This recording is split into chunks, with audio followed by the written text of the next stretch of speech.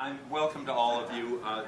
Anytime I'm invited to anything for Chicago teachers or principals or whatever, I tend to show up.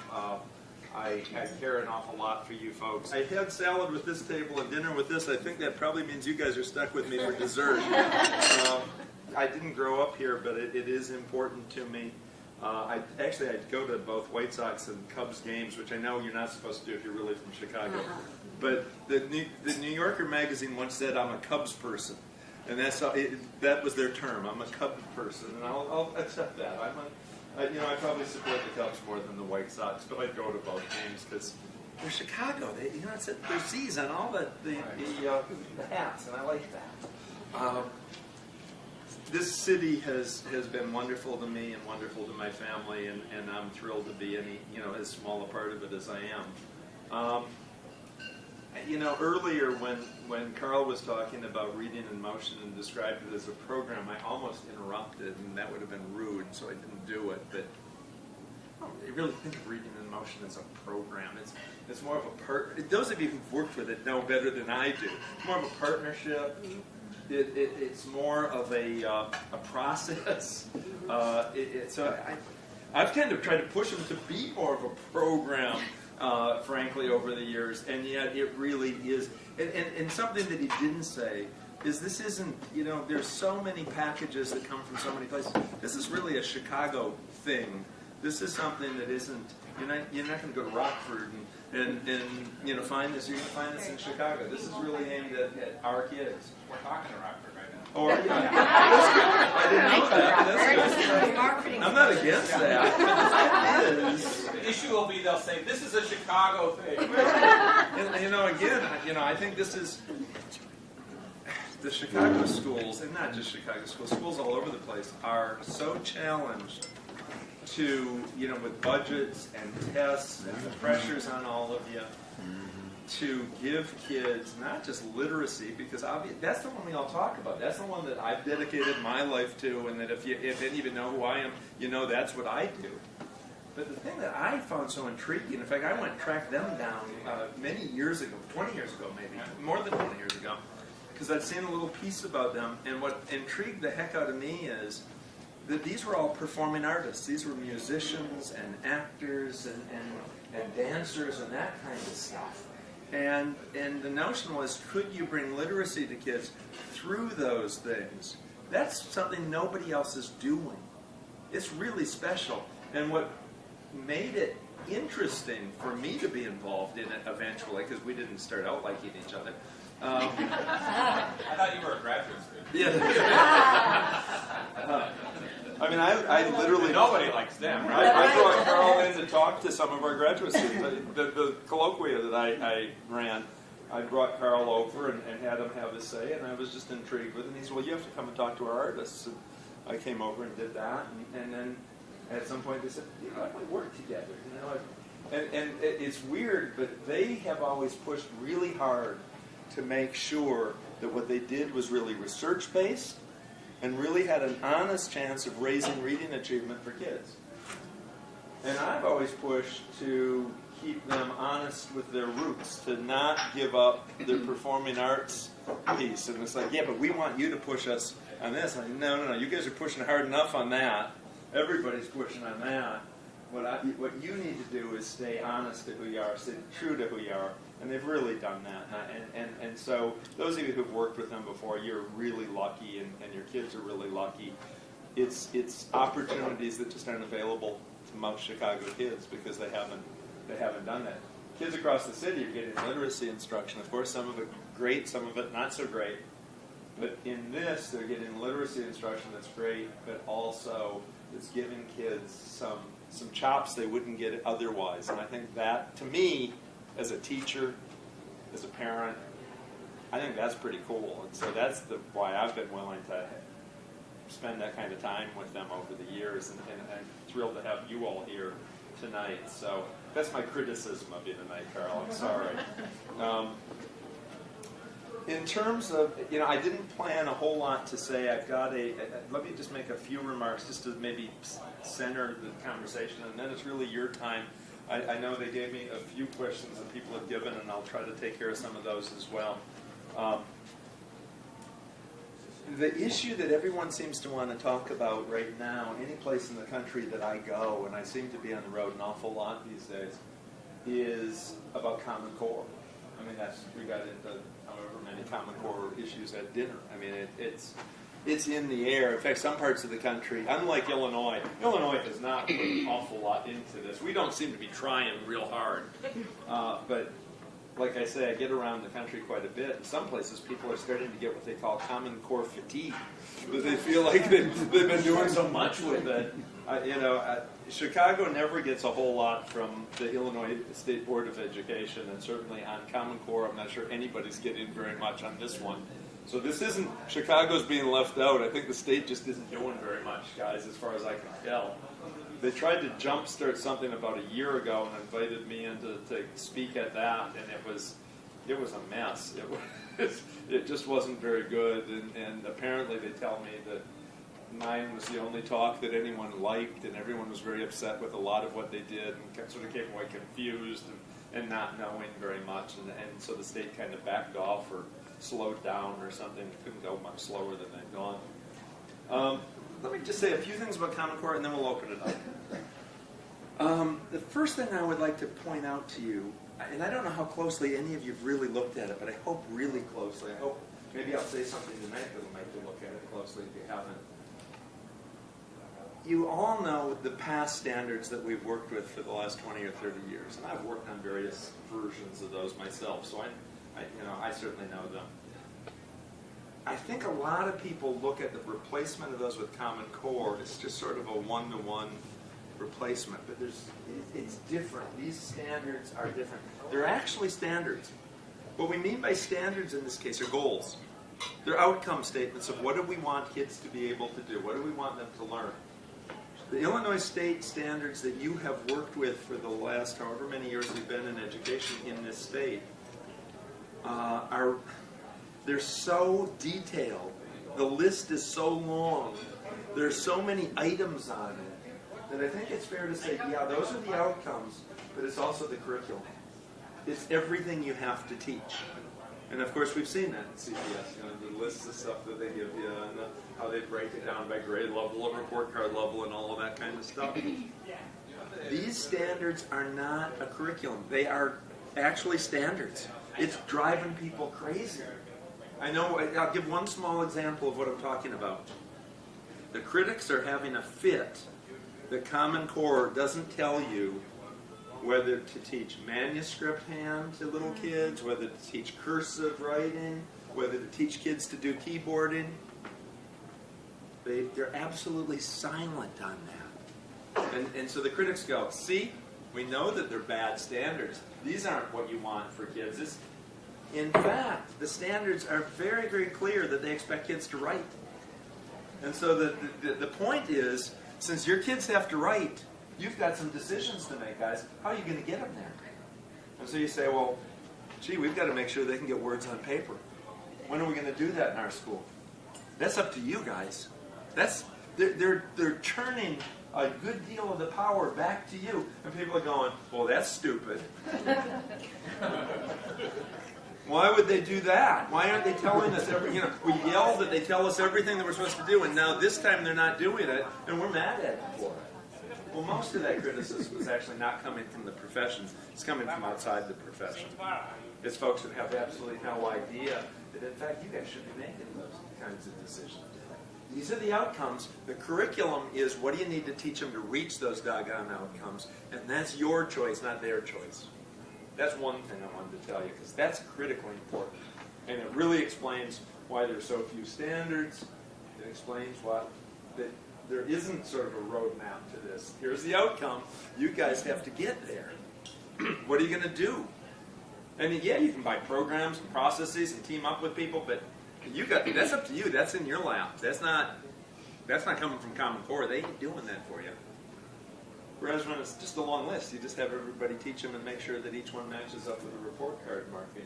That's different. Second thing I'd like to stress is there are so many big changes. I know before we got started, I talked to several of you, and people were telling me things or asking things. At dinner, we talked about challenging text. We talked about close reading. Let me just tick off a few of the differences between Common Core and what we've been working with, just so you know where to put your attention if you're trying to figure out what do we need to do differently. Certainly one that I just mentioned, challenging text. Grades 2 through 12, Common Core actually specifies text levels, text demand levels, readability levels that kids are supposed to be able to handle. Now think about it. We often in Chicago, it's not uncommon that our kids are a year or 2 years below grade level. That's a substantial percentage of our boys and girls across this whole city. And yet, Common Core is actually saying, yeah, and we want those kids taught at grade level, which Chicago's said for a long time. And we want those kids, in fact, they're raising what the text levels are for the grade levels a bit. They're doing that grades 2 through 12. They're not doing this with the little ones. They're making sure those kids can decode and so on, and that's cool. But grades 2 through 12, they're really asking, in fact, by the time kids are graduating high school, the notion is they should be reading texts that are roughly 2 years higher than the texts that they read now in school. Think about that. Think about teachers in your schools who are saying, I have a bunch of kids who are struggling to read this text. And now we're going to be told to put them in even harder text. I actually think it's good. I support it. It's not what I've told you in the past. It's not what all my colleagues have told you in the past.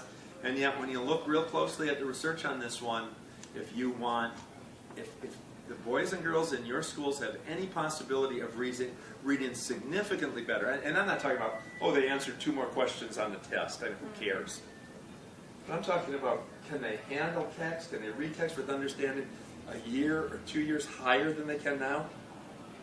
The only way you're going to get there is having kids work in more challenging text. The problem that I see on that one is everybody, the publishers, the school districts, the states, the Common Core itself, are all essentially telling you to put kids in harder text. They're telling you how hard the texts need to be. They're giving you examples. People are making sure that that's in the program so that if you go buy a new program, I bet there'll be enough challenging text there for you. And yet, almost none of them are telling you, what do you do to help kids learn from challenging text successfully? Because what we've told you is if the text is too hard for the kids, you've got to move them to an easier text. That's going off the table. Think of it this way. Let's imagine that we're not going to teach reading anymore. I'm going to change up reading in motion. You guys are going to be weightlifting in motion. Oh, great. We want all of our boys and girls to be able to do weightlifting. If we set standards the way we have in the past in Illinois, the weightlifting standards would say something like kindergartners need to be able to do arm curls. And first graders need to do arm curls. And second grade, because our standards are pretty repetitive.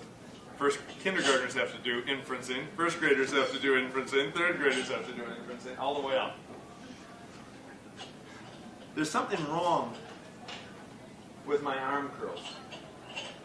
I mean, you should be absolutely amazed that a man my age can do this many. And yet, I actually resent that laughter.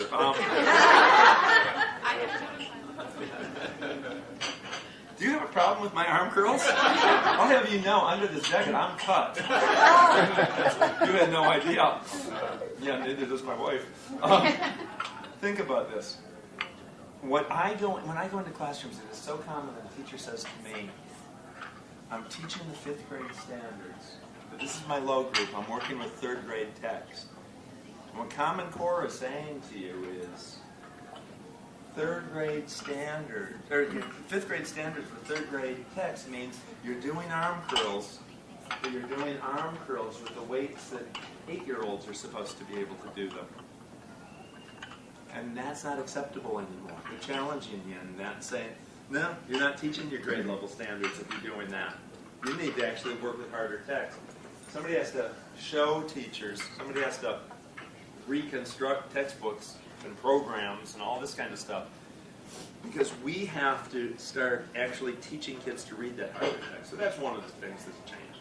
Another thing that's changed is close reading. How many of you are struggling with that one? How many of you are getting pressured on that or being told what to do with that? Yeah. What do you teach? Kindergarten. Oh, God. Kindergarten? My goodness. Close reading. Don't you love that? It's, first of all, what I would say about close reading, just to, again, try to give you something just so basic that all of you are going to say, well, I know that already. The fact is, close reading is not a method. It is not a technique. It is not an activity. It is what we want our kids to be. It is an outcome that Common Core is asking us. They're asking us to make kids close readers. If somebody comes and tells you they've got the close reading method, grab your wallet and run. It's not a technique. And the notion of teaching close reading to kindergartners, I think, is fascinating, because think about what kindergartners can read. Close reading requires texts of great depth, layers of meaning, great literary value or significant content. That sounds like the text you're working with, doesn't it? Dr. Seuss writes just like that. Dr. Seuss, you know, actually we could probably do a little bit with Dr. Seuss. But for the most part, the books that, it's not your school is buying the wrong books. Books that kids 5 and 6 can read aren't usually going to have that kind of depth of content. So the notion that those teachers are going to spend considerable time teaching close reading is silly. You want to do close listening? We can probably make that work. But close reading, you're going to have to, maybe the Dr. Seuss book, you can make that work. But there aren't going to be too many of those, is what I would tell you. Close reading is really about teaching kids to not just understand what text says, but to understand how text works. To understand the implications of the author's decisions. To critically analyze the text. To connect the text up with other text. It really required, so again, you kind of look and go, yeah, but this has 18 words in it. Yeah. That doesn't make sense. And I know I'm hearing stories from across the city of things that principals are ordering teachers to do, which I assume they're being ordered to do by their offices. And the fact is, most of it is trying to impose some kind of a method or some amount. I mean, I was in Tennessee last summer, and a first grade teacher come up to me and said, I teach close reading every day. And I kind of go, oh, my condolences. What do you mean? What are you talking about? And what she said is, I didn't think this was going to work, but we did this year, and it was just great. I said, well, what did you do? She said, we took our core program, all the first grade teachers, we got together, and we went through every selection, and we listed every fact, every name, everything in these stories and articles, and we came up with a question for every one. And the kids have to answer all the questions. And I went, that isn't close reading. That might be thorough reading. That might be literal reading. But that isn't at all what we're talking about. Close reading is really, like I say, it's about not just getting what the text said, what the author's point was, being able to retell a story or get the point of the newspaper article or the editorial, but it's literally being able to evaluate the language and the author's choices. The example I've been using lately is there's a book that I read as a young man. I read it, I didn't give it a close read, I didn't read it in school or anything like that, but I knew it was supposed to be a great book and I wanted to read it. A book called The Great Gatsby. You studied that in school, right? I didn't study that in school. And last summer I decided I was going to read it again. I hadn't read it in 40 years, a little over 40 years. And I thought I would read it this time, I'd give it a close read. I'd literally go through and read this thing, read it and reread it, analyze it. So I read it, I've got to admit, when I read it the first time, I didn't get why anyone thought this was a great book. I thought, what a yawn. And there's no car chases or anything in this thing. Great book, come on. So I read the first chapter, and I can tell you the story. So what this guy, the narrator is a guy named Nick. He tells the story. He goes and visits his cousin, really they're kind of friends, this cousin of his who's married to this guy, and he's really impressed with how wealthy they are, and they introduce you to a few of their friends. That's the first chapter. That's pretty much the plot of the first chapter. There ain't much more going on there, guys. It hadn't changed much since I was 18. But I decided I'd go, I'm really going to give it a close read. So I go back into it. And you look for things that stand out, uses of language, juxtapositions of the structure of it. So what's this author doing here? And one of the things that stood out to me that I wondered about and made me go back and reread pieces was I really wondered about there was so much nature in the first chapter. I found it bizarre, given it was all about wealth and this sort of, desire to be wealthy. And almost a jealousy about that. And I thought, well, how does nature fit into that?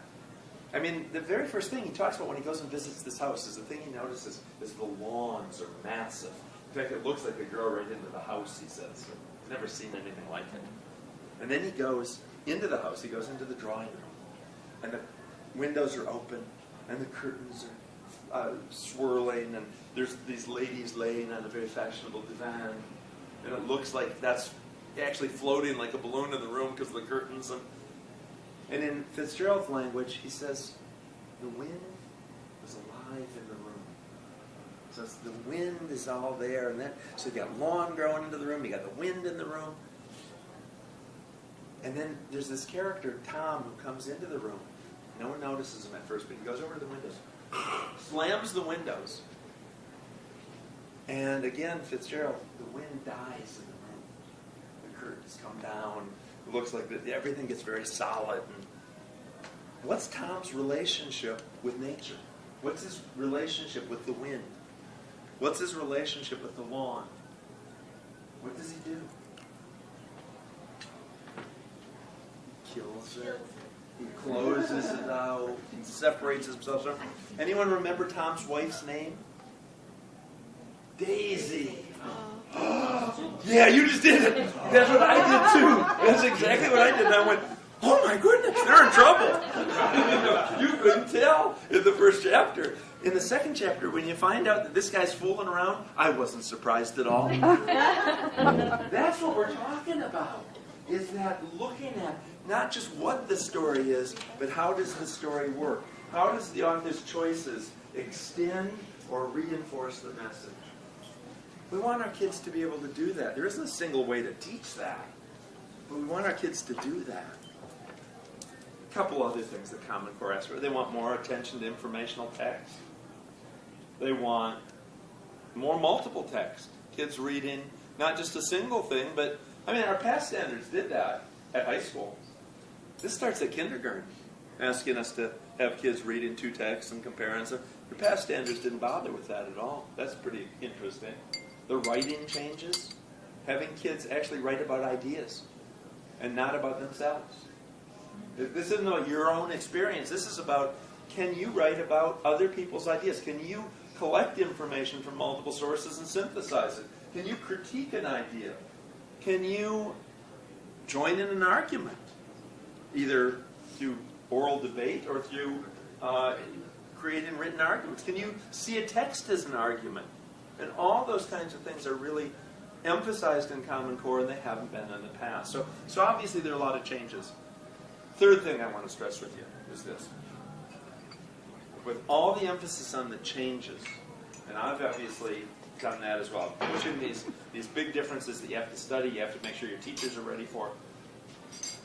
A third idea is, despite the fact that there are changes, there are also lots of things that are preserved. There are lots of things that are the same. I know when Common Core first started coming down the pike, Carl and Liz came to me and, what do we have to do differently in our program? We emphasize so heavily making sure that young kids can hear the sounds and words that they're phonologically aware. We work so hard to make sure that these kids can decode the language. We work so hard to make sure kids can be fluent readers and can actually read those kinds of texts. What are we going to have to change to meet Common Core? And I don't know how surprised they were, but my answer was the same one I would give any of you. If you said, gee, we've been doing all those things the last 10 years, now what are we supposed to do? The fact is, under Common Core, you're supposed to continue to do all of those things. None of that goes away. In fact, when they asked me to work on it, what the National Governors Association in that very first phone call said is, one of the reasons we want you on this is to make sure we don't reinstigate the reading wars. We want to make sure that all those things that are there, those research-based things, continue to be a big part of the curriculum. And in fact, they are. They're there every bit as much as they've been there. So if anyone's thinking, wow, we have to shift to close reading or something else, because informational text, because we don't have time now to teach those foundational skills. Sorry, guys, that just isn't the case. In fact, if you think you're going to get kids to do close reading and they don't have the foundational skills, good luck to you. It ain't going to happen. You will not get there, I promise. Probably with 99 out of 100 kids, you won't get there. So it's important to put some resources where they haven't been and to make sure people know some things, but it's also just as important to preserve them. We're what, 4 blocks away, 3 blocks away from where the greatest disaster in Chicago history ever took place. And I bet some of you are thinking the Chicago fire. That's not what I'm talking about. I'm talking about the Eastland. That was where there was more loss of life in this city in history. I'll walk past it where it happened when I go home tonight. On the Eastland, they overloaded the ship. This was a Sunday morning, a Sunday picnic excursion. People in what was it, about 1900, a little after that, 1908. What was it? Right around. Yeah, I was a young boy at the time. This was a big thing in those days. People would dress in their Sunday finery, and they would go out on these cruise ships on the river and have a picnic, and it was a big deal. But they overloaded this boat. And it started to list. It started to tip one way. And you know what people did? They ran to the other side, and it went over. We do that again and again in education. It's tipped this way, so why don't we all run to the other side? That's going to fix it, right? And it goes over. And the last thing that I want to say, and this I didn't think of it at all ahead of time, but I was talking to some of you ahead of time when we were standing around getting ready to sit down for dinner. And we got talking a bit about the framework that I used when I was in the Chicago Public Schools, when I was director of reading here. And the question is, how would that be different? What would I do differently with that, say with Common Core? And the answer to that is, actually it wouldn't be any different. Because the things that we emphasize, amount of instruction, making sure that we devoted sufficient amounts of instruction to all the key elements of reading, making sure that we taught kids words, both in terms of decoding, which I've mentioned, and in terms of vocabulary, making sure we focused on comprehension, which certainly is where things like things like complex text and close reading and so on go, focusing on writing, focusing on fluency. In fact, I wouldn't change any of that at all. Some of what you would do within those slots of time would differ a bit, but the slots themselves, Carl, you actually said it really well. You said, well, they didn't reinvent reading. And in fact, no, the Common Core doesn't reinvent reading. It does set some different goals for what we want kids to be able to do with reading. But what you need to learn to actually be literate doesn't change. And I don't care how many laws or how many superintendents or what tests you put in place. Learning is still going to take time, and our teachers are going to have to devote substantial time to the key things. And if you get too tied up in activities and not paying enough attention to whether you're actually teaching what it is that the kids need to learn, these key pieces, they won't get it. And so that Common Core doesn't fix that. It doesn't make any of that any easier, but it actually doesn't make it any harder. I was asked the question last week. Somebody said, how would you organize a class to do Common Core? And I would organize a class the same way I would have in Chicago 10 years ago. I'd make sure that there was sufficient time in all those 4 categories and aim at those outcomes that I was trying to teach that were relevant within those categories. And I would steal as much time for doing this as I could. In Chicago, what I pushed was 2 to 3 hours, and I would still push 2 to 3 hours. In fact, we were just talking about, there was an article in Education Week, the most recent issue, talking about Florida took their 100 lowest schools, and they did something crazy. They did something that sounded like what we were doing in Chicago 10 years ago. They told those 100 lowest achieving elementary schools in the state to keep the kids an extra hour a day and to teach reading during that time. And they were surprised to find that it raises achievement. Any of you who were with us 10 years ago when I was doing what I was doing in the city would go, well, of course. How didn't they know that? And why is that a headline story in Education Week in 2014? And it's because people don't believe you can do it. They don't get it. I was with the Chicago Teachers Union meeting on Friday night, and I had made this point, and I was getting the response out of some individuals with our teachers. With our teachers. More time with our teachers is a really good thing for these boys and girls. I've said enough. Let me shut up. Why don't we take some questions and I'll take care of some of these. What do you want to talk about, guys? Yeah. Were you ever invited back to the people who are running our school system now? I'm talking about Chicago. Did they ever re-invite you to come back and talk again and maybe say this in a good way, to come back to their senses? I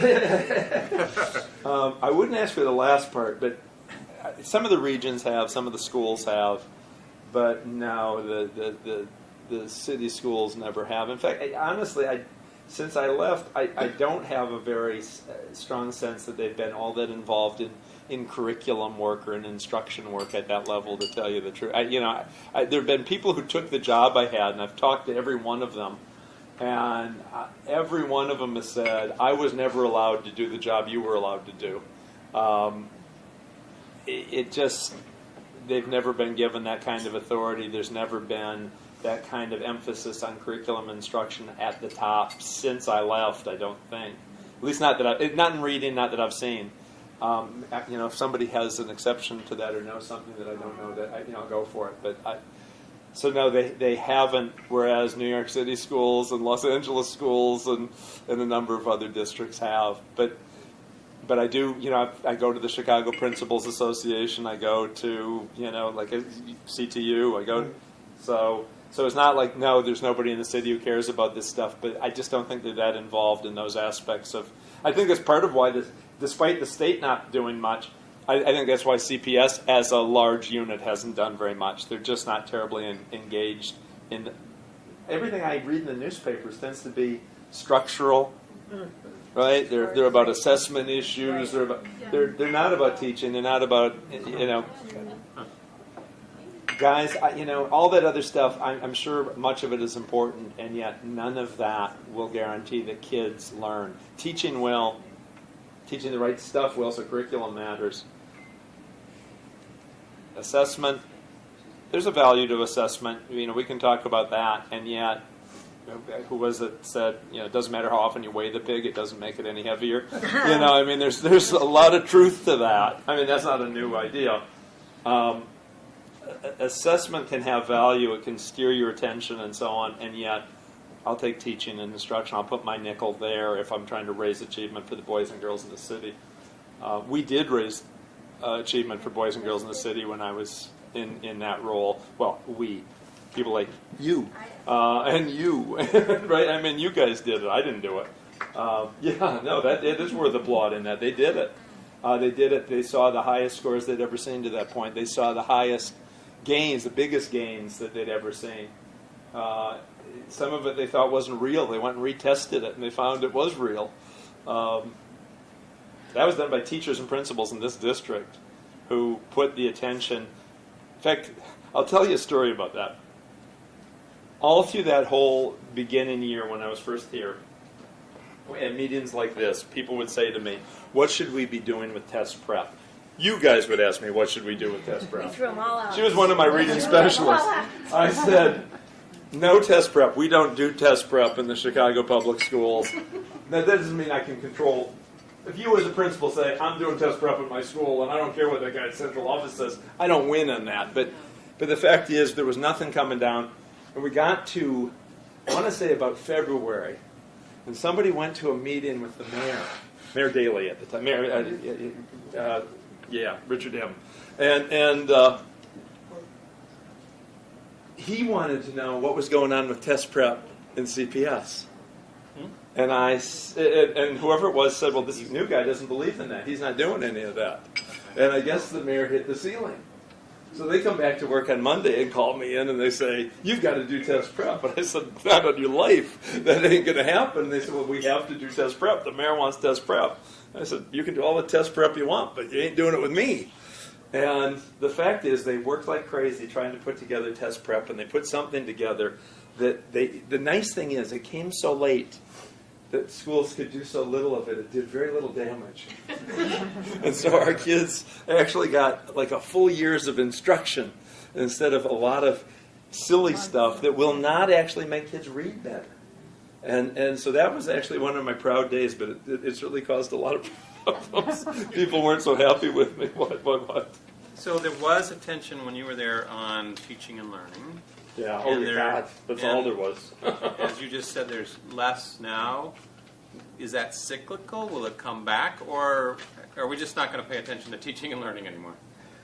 You know, I honestly think that... I mean, at the nobody top, in this room, I'm not talking about. I mean,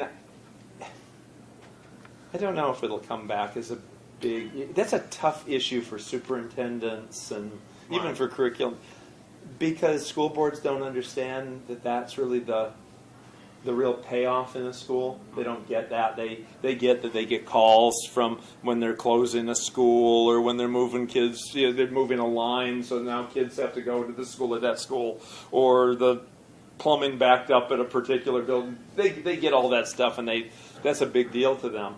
But they don't really understand what all this teaching and learning stuff is. I mean, some individuals might, but as a group, they don't get it. That's not unique to Chicago either, guys. That's school boards generally. I don't know the new now. She's not so new. Superintendent. I've done some work in Cleveland where she was, and man, did they love her. And in fact, sometime this year, I gave a talk at the Barbara Bird Bennett Professional Development Center in Cleveland. I mean, that they built a building for it. Oh, they have an entire building for teachers and principals professional development devoted to nothing but that, and they've named it after her. So there are people in central office who get that kind of thing, but she does look like a pretty busy lady, and the kinds of pressures from the mayor's office and the businesses and the political, there's a lot of stuff going on, guys. I don't want to pick on her. I don't know. Maybe she's a villain, and I don't think so. My hunch is not. I'd love to say yes, it'll really change. I don't know if it will or not. Can I ask you guys what have to years change were it. you with CPS has that in their 2000, capacity? 2002, something like that. Till when? 2002, 2002. Okay. Yeah. 1 year.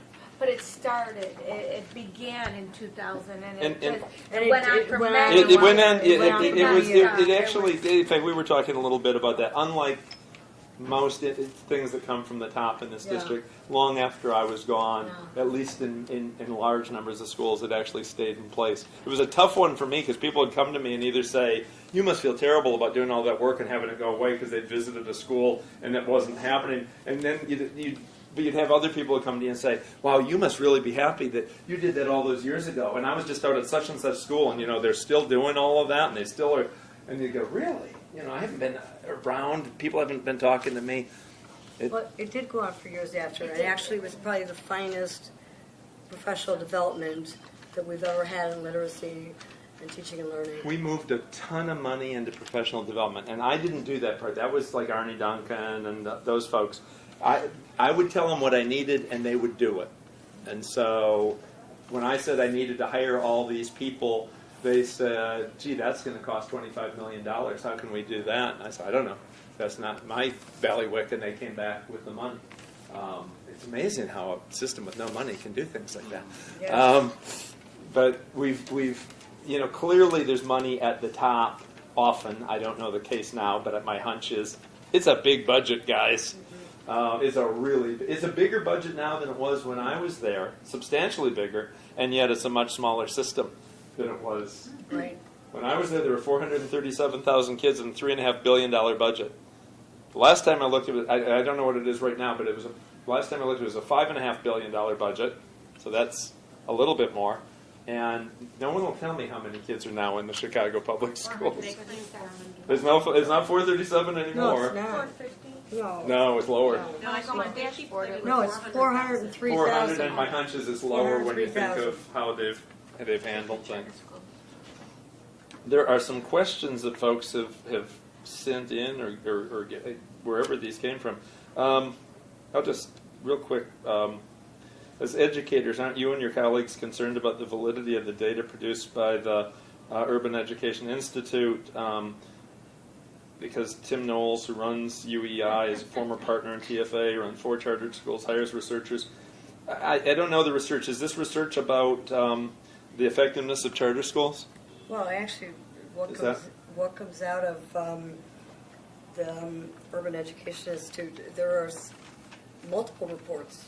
Sure. Multiple reports on the effects of poverty on achievement, the effects of achievement, the effects of... And that work has been really good over the years. It's been pretty accurate. Well, some of it would appear as though it's independent.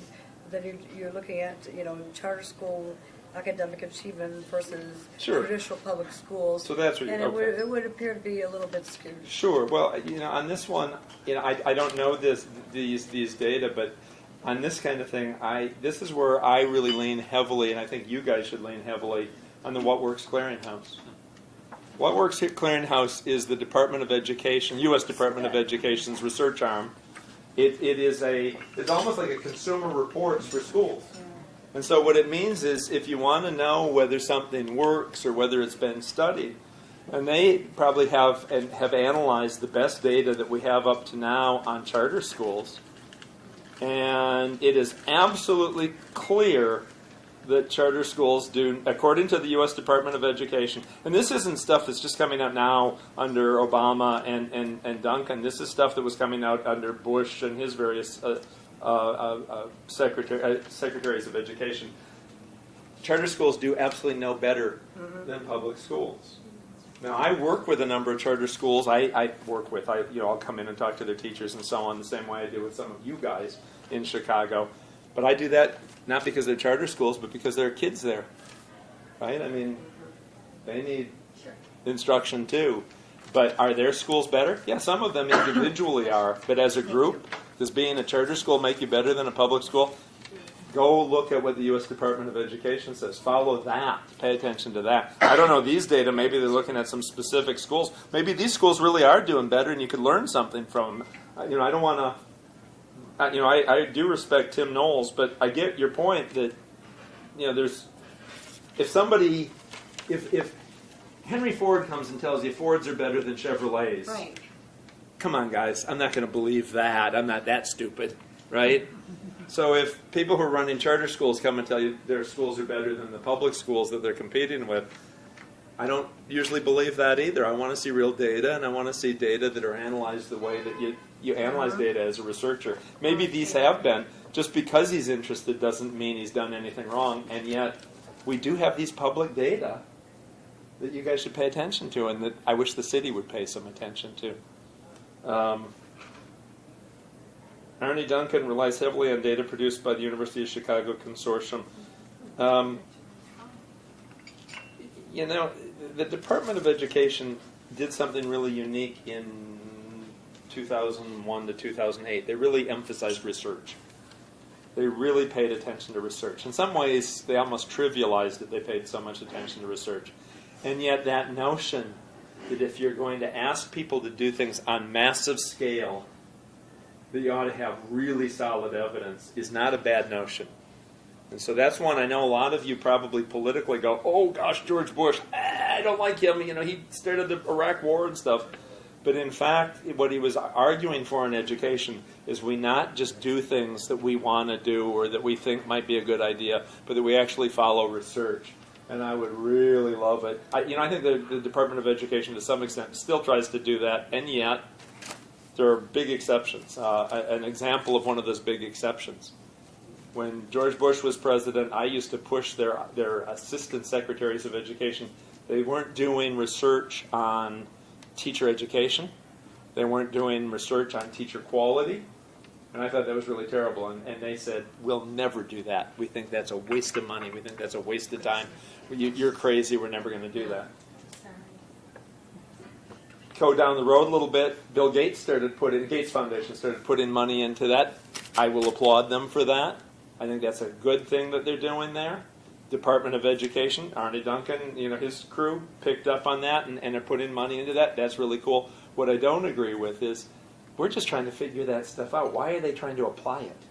Why are they trying to close schools or fire teachers or evaluate teachers on the basis of research that we really don't have much of a handle on?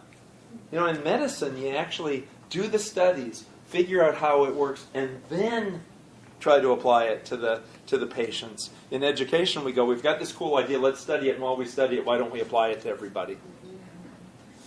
So, I get politically why they do silly stuff like that, but I don't support that. I challenge that whenever I get chances to. I think we could say the same thing about the test-driven accountability. Go look at the research on that if you haven't. I know some of my students have looked at it. And what you're going to see is the studies are mixed. They're not all one way. But what you're going to see is accountability testing either improves kids' achievement about that much or it doesn't. It is the most expensive reform we have. We put hundreds of millions of dollars into it every year, and yet I can tell you, at best, it gives you tiny, tiny gains.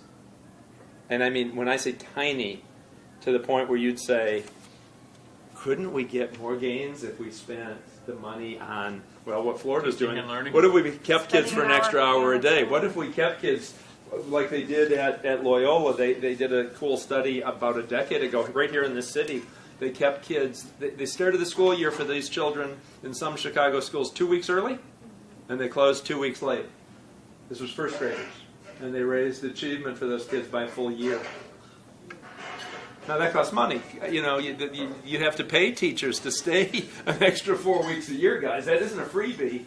But boy, if you could give me some of the testing money to do that, I think the research is much more supportive of that. Than But it is it's not of just that, it's what you do with the time. It's, I don't think could we keep kids for 2 weeks at the beginning? In fact, I was telling you about this Florida data, that here the state gets these 100 schools to keep kids an extra hour a day. They raise achievement. That works. But then here's what they do. They go through and they say, but we looked at it and not all the schools improved. And we don't know why. Well, I'll tell you why. Because I've worked in a lot of schools here in Chicago that have after-school programs and so on. If you ain't teaching, if the teachers say, these kids had a hard day, they've worked hard, I think we should have a snack. We're going to play a game of 7-Up. We're going to have a bathroom break. Maybe I'll read a little to them. And now it's time to get them on that bus that we paid the extra money to have come at 3:30 or 4 o'clock. Right? I mean, so you got to teach during the hour. The hour is just a dosage, or the 4 weeks is just a dosage. But it has to be a dosage of something. The extra time is good, but what do you think about during the school day, giving a double block of literacy, a double block of math, and maybe pulling it? Don't take me right now. Yeah. No? I know there's a creative arts push, and I appreciate the creative arts push, but pulling kids maybe out of FIAD or music and giving them a double block of literacy or math. What do you think? I hate that Chicago has such a short school day, despite our mayor's efforts and so on. It's something it's still short and it's not being used. What I argued for when I was in CPS was I want, just like in any school I work with, I want 2 to 3 hours a day. 2 to 3 hours a day, which I hate to say the way it gets talked about in Chicago public schools is a minimum of 2 hours. I'd rather have you think of 2 to 3 hours a day. 2 to 3 hours a day of reading and writing, language arts or literacy instruction, whatever you want to call it. And the reason for that is it's more than what the average school does. your kids are starting out so low when they walk in that the notion, this is one that, those questions were suggesting some real criticism of Arnie, and maybe my responses were suggesting some real criticism of Arnie. One thing I really deeply respect him on those kinds of issues is he, as you know, he wasn't a principal, he wasn't a teacher, he was a basketball player. I was going to say, what are you going to call him? He played basketball. That's what he did. He was an athlete, and what he used to say that made so much sense to me, he said, in athletics, it's easy for people, they get it. If Michael Jordan's better than you, and he practices 20 hours a week, if you're going to close the gap on him, you've got to practice more than 20 hours a week. That's an easy thing. What he couldn't understand is why our lowest achieving schools aspired to spend the same amount of time that our highest achieving schools were. Because that means we're back here, and we want to make sure we stay back here. What you should be saying is, if they're giving their kids 2 hours a day, could we give them 3? Could we change things up? Did any of you know Mel Riddle? Mel, a few years ago, was Principal of the Year. He's a secondary high school principal. Not in Chicago. He was in Fairfax County, Virginia. He was in one of the handful of Title I high schools in the country. And this is one of those famous high schools that is, what are there, 100 or is it 200 high schools that turn out half the dropouts in the United States. This is one of those schools. And he took that school over. It is now the highest achieving Title I high school in the nation. That's a pretty good principle. And I was talking to him one day, and I said, Mel, I know you did a lot of stuff, but of all the things you did, what was the biggest payoff in terms of turning that school around? And he said, I did a lot of things, but the thing that mattered most, I think, was what he called bell-to-bell teaching. What he figured out that if he could get his teachers to actually use the school day that they had, he could get 35% more teaching with no additional cost. And so the rule was, the minute the bell rang, you were ready to teach, and you were teaching. And then you didn't teach for 15 minutes and then give kids a homework assignment, and if they were done with it by the end, they didn't have to do homework. You worked with the kids all the way till the bell rang again. So your point of, you can add time, but what about using the time we have? And that's, again, I said it earlier, one of the things I think is so cool about Reading in Motion is principals are forced into the kind of decision you were just describing. I really care about the arts, and yet the arts aren't going to necessarily get most of my kids' jobs someday. It's not going to get these kids into college. And so couldn't we maybe sacrifice the arts time or the phys ed time or and make sure that they get reading and math and get them what they need? And I agree with that 100%. But what if we could deliver some of that instruction through the arts that'll have, you've got research. You've got real research, not some of what we were talking about. You've got real research showing that, in fact, it can work. You've got real data showing that. So I don't want to say it's as simple as, you just throw out all that other stuff. You might not have to, if we can be creative about it. And there are some people in the room who know how to do that, apparently.